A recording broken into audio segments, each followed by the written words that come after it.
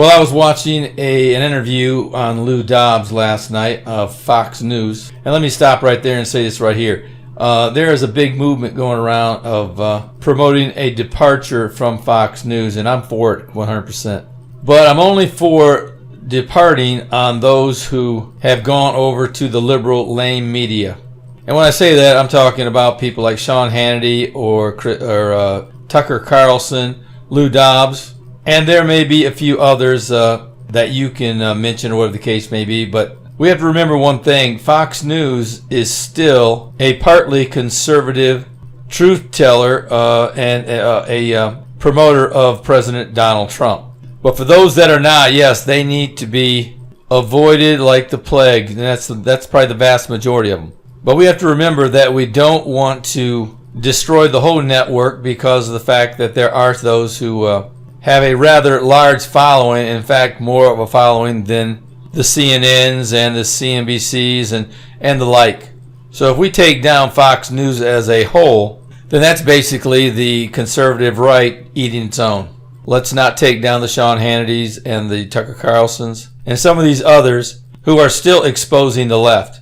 But the Neil Cavutos and some of the others who are blatantly left, we need to get to the point to where we send a strong message to the Fox News brass that we, the people, built this channel for them. We made them great.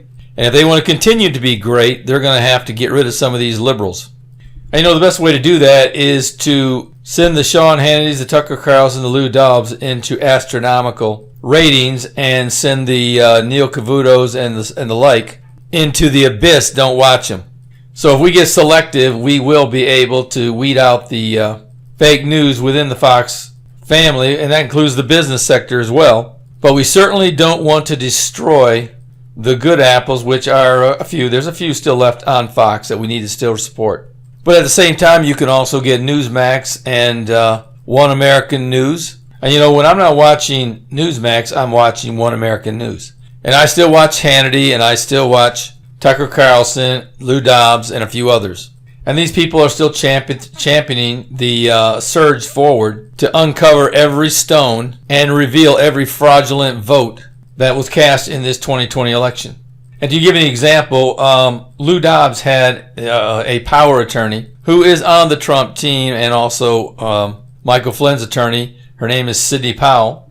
And she came on the Lou Dobbs show to specifically talk about the extreme fraud that was done through this software that I have talked about in several videos called Dominion. And one thing you may not know is that Dominion was created and funded by Venezuela. And it was created to alter election results on the fly. But I'm going to go ahead and I'm going to let her talk about this because she has the full information. So sit back and take a listen to this video, please. Disavowal of any claim of fraud against the company, its software or machines. Your reaction? Well, I can hardly wait to put forth all the evidence we have collected on Dominion, starting with the fact it was created to produce altered voting results in Venezuela for Hugo Chavez, and then shipped internationally to manipulate votes for purchase in other countries, including this one. It was funded by money from Venezuela and Cuba, and China has a role in it also. So if you want to talk about foreign election interference, we certainly have it now. We have staggering statistical evidence. We have staggering testimony from witnesses, including one who was personally in briefings when all of this was discussed and planned, beginning with Hugo Chavez and how it was designed there, and then saw it happening in this country. As soon as the state shut down on election night and stopped counting, those are the states where the most egregious problems occurred. We also need to look at, and we're beginning to collect evidence on the financial interests of some of the governors and secretaries of state who actually bought into the Dominion systems, surprisingly enough. Hunter Biden type graft to line their own pockets by getting a voting machine in that would either make sure their election was successful or they got money for their family from it. Well, that's straightforward. It may take, you're going to have to be quick to go through and to produce that investigation and the results of it. The December deadlines are approaching for electors, and just as we saw in 2000 with Bush v. Gore. How critical are those deadlines, and how urgent does that make your investigation and discovery? For fraud this serious, I think even if the states are stupid enough to go ahead and certify the votes where we know the machines were operating and producing altered election results, if they're stupid enough to do that, then they will be set aside by the fraud also. I mean, we are talking about hundreds of thousands of votes. President Trump won this election in a landslide. It's going to be irrefutable, and patriots are coming forward every day, all day, faster than we can collect their information with testimony they're willing to give under oath about how their votes were stolen and how the machines operated. They were updated the night of the election, sometimes after the election. We've got statistical evidence that shows hundreds of thousands of votes being just put in and replicated. It's going to be, there needs to be a massive criminal investigation, and it's going to affect millions of voters and elections. With these allegations, these charges, is the FBI already carrying out an investigation of these voting companies where their servers are domiciled, and in at least three instances, we know they're in foreign countries? Tell us where the Justice Department is in all of this. I wish I knew. I'm not on the inside, so I'm not privy to that information. I know that even Democratic senators and congresspeople for years have reported problems with this system to the FBI and to the government, and nobody's done a blooming thing about it. The people in the election security part of the Department of Homeland Security need to be fired yesterday. They're absolutely ridiculous. Of course, Chris Wray needs to be fired too, because the only FBI interview of any witness was to intimidate him and try to get him to change his truthful testimony 4 hours by an anti-Trump FBI agent. They still have politics infecting the FBI instead of just following the law. We are on the precipice of, this is essentially a new American revolution. And anybody who wants this country to remain free needs to step up right now. These are federal felonies. Altering a vote or changing a ballot is a federal felony. People need to come forward now and get on the right side of this issue and report the fraud they know existed in Dominion voting systems, because that's what it was created to do. It was its sole original purpose. It has been used all over the world to defy the will of people who wanted freedom.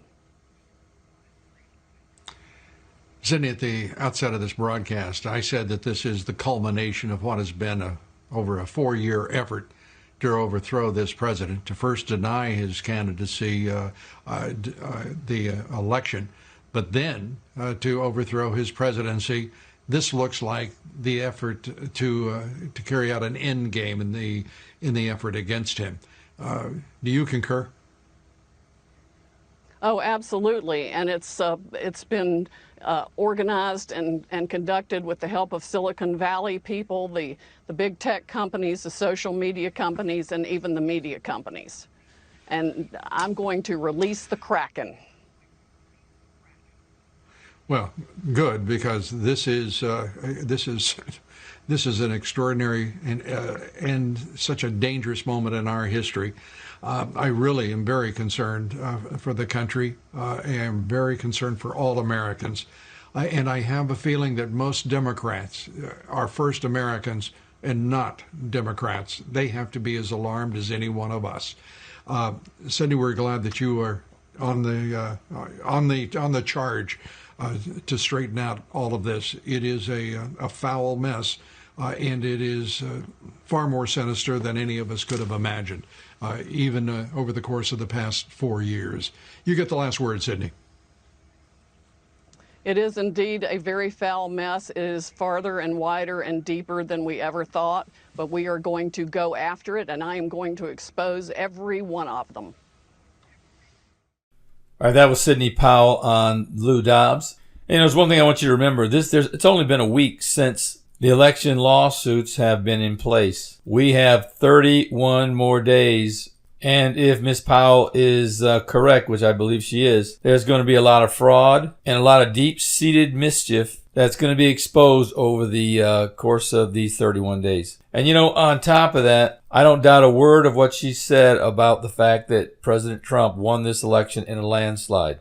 And I'm still waiting for a Democrat to get on either a talk show or whatever and say, listen, we need to get to the bottom of this election fraud and end it. If nothing else, we need to have a free, transparent, and democratic election process. But not one person, at least I haven't heard anyway, on the Democratic side have said that is what they wish for. It's a shame that they hate Trump more than they love freedom. It's okay if you don't vote for Donald Trump, that's fine. But let's not allow this voter fraud to take over our system. One day the rapture of the church is going to take place. The tribulation period is going to begin, and then we're going to go through the 7 most horrible years the world has ever known. But until that day comes, we need to continue to fight for our freedom here in America and to never allow this type of fraud to ever permeate our system again. That has to be defeated first and foremost.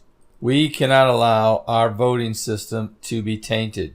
Now, that's going to be a difficult task, but we need to fight hard and we need to fight long. And however long it takes, we need to be there. We can't go back to a normal life. We can't go back to the status quo. This must be fought and must be fought hard. And we need to be in this fight for as long as it takes. And there's one thing you need to remember. It is my strong belief that this is going to go all the way to the Supreme Court. Now, we know that the Pennsylvania corrupt politicians did some things that were illegal according to their constitution. That's a simple fact. We know that Judge Alito told the Pennsylvania politicians that they needed to separate all of the late mail-in votes from those that are legal and on time. They did not do that. And from what I hear, it's enough votes to clearly give President Trump the victory. And that doesn't even count the corrupt votes that were cast that would surely be exposed if a deep cleaning and deep search were done into their votes. As in Georgia and probably in Michigan as well and some of these other swing states, there were found to be many ballots that only had a vote for Joe Biden and had no down ballot votes. Again, a very high indicator of voter fraud. But getting back to what I was going to say is that I think this is going to go all the way to the Supreme Court. They have valid legal recourse to throw out many of Pennsylvania's votes because they are illegal, and I believe that they will. And I truly believe that they're going to take human nature into consideration as a determination as to why they will vote this way. I mean, they may shoot it down for the legal reason that they just simply did not abide by what the court had told them they had to do. But I have to believe that they're also going to take a look at human nature and say that they did some things such as blocking poll watchers, Republican poll watchers, from coming in and seeing exactly what they were doing. That simply does not pass the smell test. And here's something else that very well may be taken into consideration. These Supreme Court justices are human. And I have to believe that the last 3 that were nominated and by Donald Trump are going to remember how the Democrats fraudulently acted toward them, especially Justice Kavanaugh. I'm sure he's going to remember all the nasty things that they did and all the cheating that they did in dragging somebody in who falsely accused him and putting his family through the hell that he had to go through. And here's one more thing to remember. If this voter fraud is not figured out and exposed on time, not only will Joe Biden become the next president of the United States, but we possibly, I say we, the Republicans could possibly lose the 2 Senate battles that are going to be going on in Georgia come January. And if that happens, that would give Joe Biden the power to get what he wants done, which is to pack the court, and that's the only one I'm going to talk about right now, which would give them a 13-member Supreme Court and put the Democrats back in the lead. That would make abortion the law of the land, but would also dilute the power of the existing 9 Supreme Court justices. And I would think that even the liberals, and we'll say that there are 4 on the Supreme Court right now, that would dilute their power. And I simply can't believe that they would allow a man who is about ready to become president to bring in 4 more justices. Frankly, I think they would be crazy to allow Joe Biden to become the president because it directly affects them. And as I said earlier, they have the legal power to reject the votes, the late votes that came in from Pennsylvania, because their legislature specifically went out of their way and ignored the judge's order. They must separate these, and according to Pennsylvania law, any votes that come in after a specific time must be ruled invalid and thrown out. So these are just some of the things that I think that I want to let you mull over and you should think about. And I simply can't believe that the Supreme Court is going to let this stand. So that's my report for today. Again, I'll keep you connected with what's going on in this and also what's going on in Bible prophecy. And again, I would encourage you, if you want to get up-to-date information, don't forget to go to Parler and follow me. Now, Parler is an alternative to Twitter. I'm not going to get on Twitter, but Parler is an alternative to that. And I'll put my address down in the description area. At the same time, I'm also on MeWe. And if you want to start following my videos on there, either look up Terry Malone or the Calvary Prophecy Report, and you'll be able to find me then. And of course, you need to subscribe to this channel. You need to like this video, and don't forget to share it either on Facebook or wherever else that you might be. And of course, if you don't know the Lord, today is the day of salvation. Don't put that off. One day, this is all going to be over. You're going to have to face God, and will you face Him in your own good works, which basically you will fail miserably if that's the case, or will you do what millions of Christians around the world have done, that is place their faith in Jesus Christ? Well, if you'd like to do that today, I would encourage you to accept the Lord as Savior, believe that He died on the cross and paid your sin debt, repent of your sins, and from this day forward live for Him. And of course, you that are Christians, you need to get a copy of my Tribulation Period Survival Guide. Like I said, one day the rapture is going to take place and the tribulation period is going to begin. You certainly don't want the world telling your lost friends or loved ones what they need to do to get through this period. So I encourage you to go down to the description section, get the book, click on the link, and pass this on to your lost friends or loved ones. Well, this is Terry Malone with the Calvary Prophecy Report.